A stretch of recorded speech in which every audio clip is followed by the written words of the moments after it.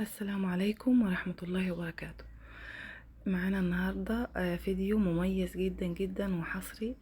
هنعمل مع بعض ان شاء الله البط. يعني اسهل طريقة ممكن تعملي بها البط والذ حاجة ممكن تديكي طعم البط الصح، هي الطريقة اللي هنعمله بيها النهاردة دي، وهي طريقة السلق والتحمير.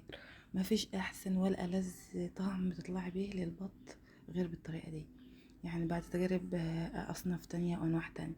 احنا معانا 3 بطات. هنبدأ الفيديو بتاعنا بسم الله. قبل ما نبدأ نسمي صلاة على رسول الله صلى الله عليه وسلم، وياريت يعني تساعدوني تعمل لايك وشير واشتراك في القناة. بعد كده هنبدأ على الوصفة بتاعتنا. احنا معانا 3 بطات، كان عندي عزومة كنت عاملة فيهم البط ده. اول حاجه بنبداها مع البط ان احنا لازم نغسله كويس جدا جدا بالملح والدقيق والليمون، ونصفي الميه ونكب ميه تاني ونملى ميه لحد ما الميه بتاعته تكون زي صافيه وشفافه. ده معناتها ان احنا غسلنا كده الحاجه غسيل كويس.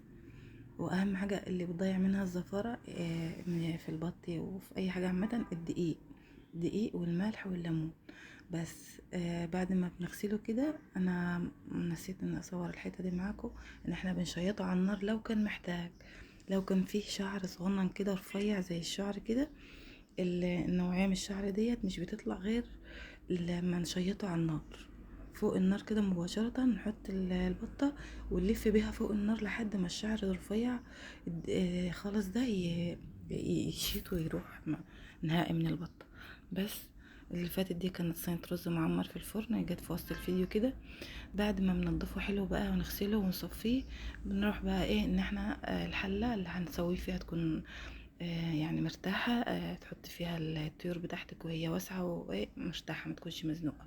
بشوح فيها بصلتين كبار مع ورق لورا، معلقة زبدة وشوية زيت، واشوح البصلتين دول. وبعد كده ايه انزل بيهم مع البط، انزل بالبط في الحلة ديت وانزل بالتوابل بتاعتنا.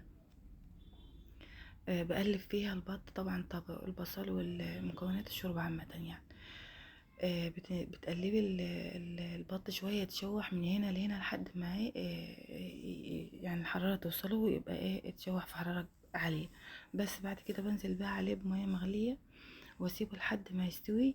طبعا الفيديو يعني مختصر ومكملش دقيقتين او 3، بس الجهد اللي بيبذل فيه على ما نوصل للنتيجة ديت يعني جهد جبار.